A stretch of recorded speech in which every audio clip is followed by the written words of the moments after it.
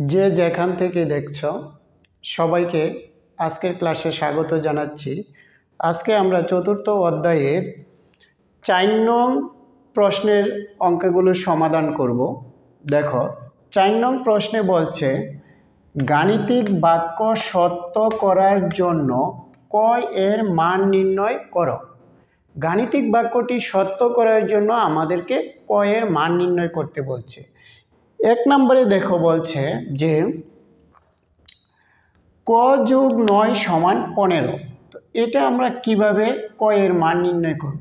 যেহেতু মাঝে সমান চিহ্ন আছে তাই আমরা প্রথমে বা চিহ্ন দিয়ে লেখা শুরু করব। তো ক একটা চলক, কর মান আমরা জানি না, এই কারণে কর মান বের করতে বলছে। তো ক আমরা বাম সমীকরণটির বাম দিকে রাখবো। ককে আমরা সবসময় বাম দিকে রাখার চেষ্টা করব, তাহলে অঙ্কটা সহজ হবে। এটা কোন দিকে আছে? ডান দিকে আছে। দেখো আমি ডান দিকেই লিখছি, ডান দিকে লিখলাম। এবার 9 কিসের রাশি? যোগের রাশি। চিহ্নটা একটা গুরুত্বপূর্ণ বিষয়। সংখ্যার আগে যদি যোগ থাকে তাহলে সেটা যোগের রাশি, সংখ্যার আগে যদি বিয়োগ থাকে তাহলে এটা বিয়োগের রাশি। এটার আগে দেখো 9-এর আগে যোগ চিহ্ন আছে, তাই এটা যোগের রাশি। আমি এবার এটা বাম দিক থেকে ডান দিকে নেব। যদি বাম দিক থেকে ডান দিকে নেই তাহলে এটা দিক পরিবর্তন করবে এবং চিহ্নও পরিবর্তন হবে। তাহলে দেখো আমি লিখলাম 9 বিয়োগ 9 বা ক বিয়োগ 9 15 থেকে আমরা 9 বিয়োগ করলে 6 পাবো। অতএব দেখো ক সমান 6।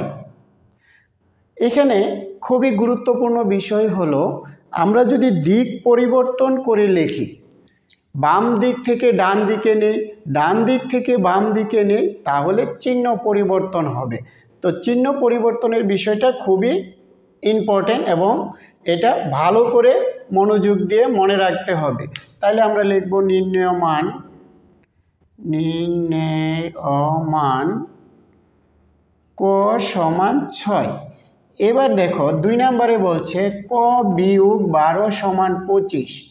তো একই নিয়ম, ক সমান ক বাম দিকে আছে আমরা বাম দিকে লিখলাম, 25 ডান দিকে আছে আমরা ডান দিকেই লিখলাম। এইটা হলো বিয়োগের 12।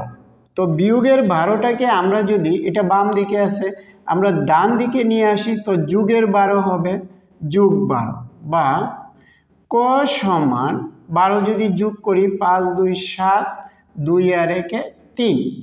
তাহলে দেখো ক এর মান পেয়ে গেলাম আমরা 37। ক সমান 37। নির্ণেয় মান ক সমান 37। এবার 3 নম্বরে দেখো বলছে 2 গুণ ক সমান 22। তাহলে গুণ আছে, আমরা যদি ডান দিকে নিয়ে যাই সেটা হয়ে যাবে ভাগ। দেখো ক সমান আমরা এইভাবেও লিখতে পারি, নিচে লিখলেও ভাগ বোঝাবে। আবার যদি আমরা এইভাবে না লিখে এইভাবে লিখি যে 22 ভাগ 2, একই কথা। তাইলে ক সমান আমরা যদি 2 দিয়ে 22কে ভাগ করি তাইলে হবে 2 কে 2, আবার 2 নামাইলাম 1 2, তাইলে দেখো 11। ক সমান 11। তাইলে নির্ণেয় মান ক সমান 11। খুবই সিম্পল। এবার দেখো 4 নম্বরে বলছে ক ভাগ 8 সমান 7। তো আমরা আগের নিয়মে অ্যাপ্লাই করব। ক সমান 7। এটা দেখো ভাগের রাশি, এটার আগে কি চিহ্ন আছে? ভাগ চিহ্ন, তাহলে এটা ভাগের রাশি। ভাগ রাশি যদি আমরা দিক পরিবর্তন করি, এটা বাম দিক আছে, আমরা যদি ডান দিকে নিয়ে যাই তাহলে হবে গুণ 8। তাহলে অতএব ক সমান 7 8 56। তাহলে নির্ণেয় মান ক সমান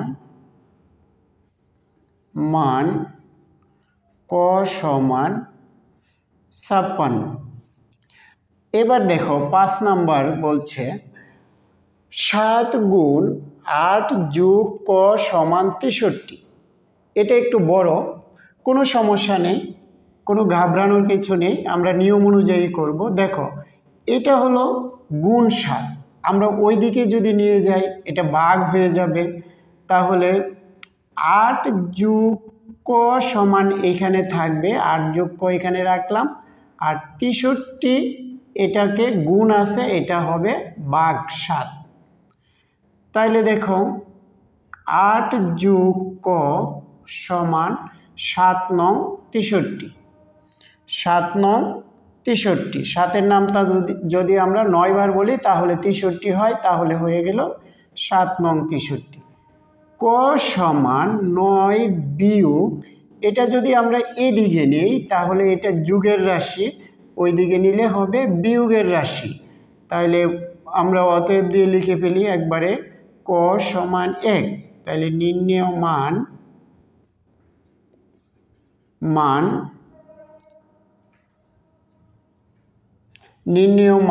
ক সমান 1।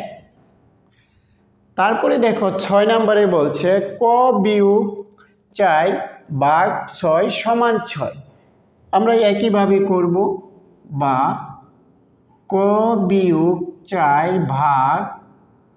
ভাগ আছে, এটা আমরা যদি সমান চিহ্নের ডান দিকে নিয়ে যাই তাহলে গুণ হবে, বা ক বিয়োগ 4 সমান 36, 6 6 36, বা ক সমান 36, এটা বিয়োগের আছে, যদি আমরা এইদিকে লিখি যোগ হবে। তাহলে দেখো অতএব ক সমান 40, 36 আর 4 40, নির্ণেয় মান ক সমান 40।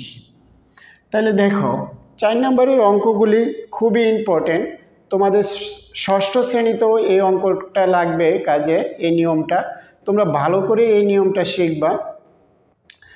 আশা করি তোমরা শিখতে পেরেছ। এবার দেখো 5 নং প্রশ্নে বলছে যে ক প্যাকেট বিস্কুট, 1 বোতল পানির মূল্য একত্রে খ টাকা, 1 প্যাকেট বিস্কুটের মূল্য 18 টাকা এবং 1 বোতল পানির মূল্য 12 টাকা হলে আমাদেরকে বলছে ক নম্বরে যে ক এবং খ এর সম্পর্ক একটি গাণিতিক বাক্যের মাধ্যমে লেখো। তো ক নম্বরে বলছে ক এবং খ এর সম্পর্ক একটি গাণিতিক বাক্যের মাধ্যমে লেখো। দেখো ক প্যাকেট বিস্কুট, 1 বোতল পানির মূল্য একত্রে খ টাকা।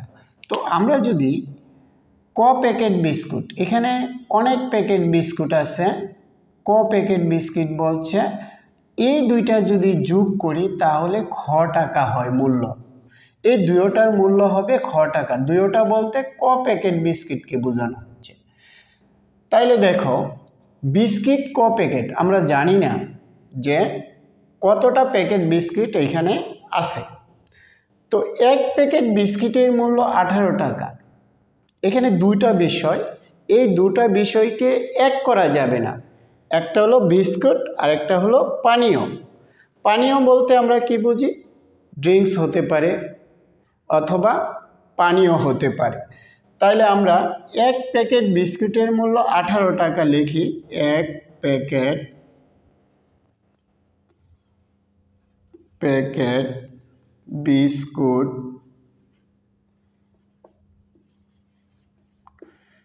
বিস্কুটের মূল্য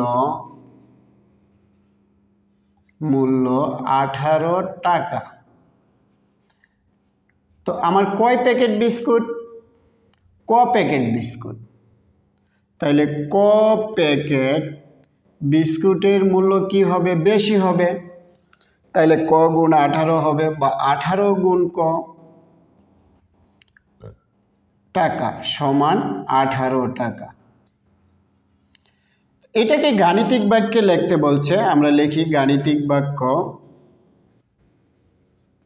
গাণিতিক বাক্য সমান, দেখো আমরা এই ক প্যাকেট বিস্কিটের মূল্য কি পাইলাম? 18 ক টাকা। 18 ক টাকা। এই ক প্যাকেট বিস্কিট এবং এক বোতল পানির মূল্য একত্রে খ টাকা। তাহলে এক বোতল পানির মূল্য কত টাকা দেওয়া আছে আমাদের? 12 টাকা। এক বোতল পানির মূল্য 12 টাকা। তাহলে 18 ক যোগ 12 সমান খ। 18 ক যোগ 12 সমান খ। এটা হলো আমার গাণিতিক বাক্য। সবাই বুঝতে পেরেছ? আশা করি বুঝতে পেরেছ। এরপরে 2 নাম্বার দেখো, বলছে এখানে যে খ এর মান নির্ণয় করো যখন ক সমান 10। তাইলে আমাদের ওই 1 থেকে গাণিতিক বাক্যটা নিয়ে আসতে হবে। আমাদের যে গাণিতিক বাক্য ছিল 18 ক যোগ 12 সমান খ, এটা আমরা ক থেকে নিয়ে আসলাম। তো আমার কর মান দেওয়া আছে, খর মান নির্ণয় করতে বলছে।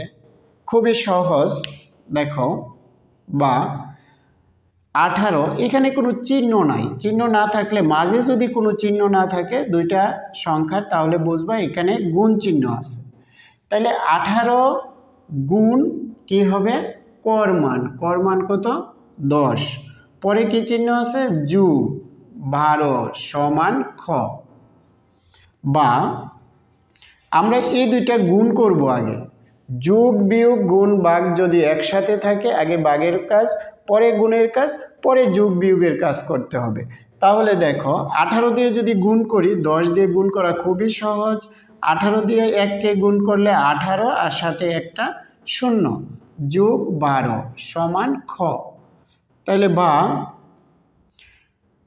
যদি যোগ করি আমরা 2, 1 8 9 আর 1 সমান খ।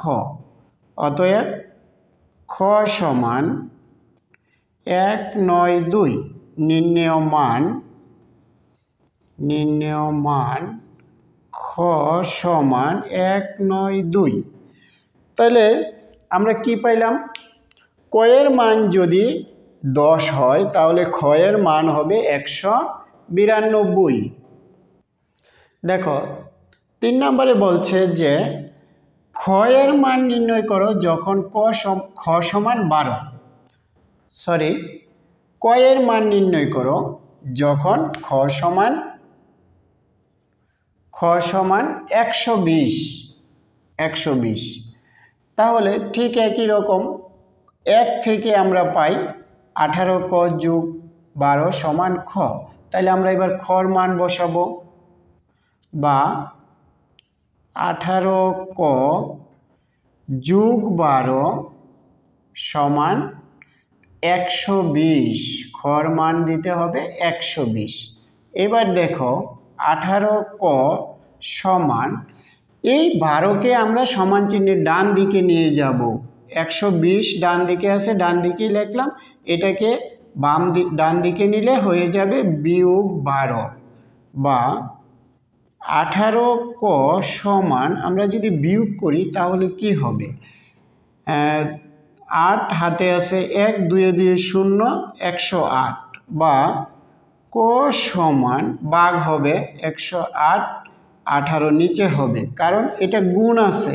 গুণ থাকলে ভাগ হয়। ভাগটাকে আমরা এইভাবেও লিখতে পারি, আবার ভাগ চিহ্ন দিয়েও লিখতে পারি। 18 দিয়ে যদি আমরা 108কে ভাগ করি, আমরা কয়বার দিব? 7 বার দিই। আমরা 7 বার দিয়ে দেখি কত হয়। 7 8 56, 7 8 56, 6।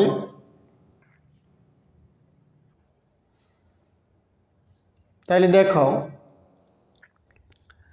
আমরা যদি 18 দিয়ে 108কে ভাগ করি তাহলে 6 বার যাবে। 6 18 108।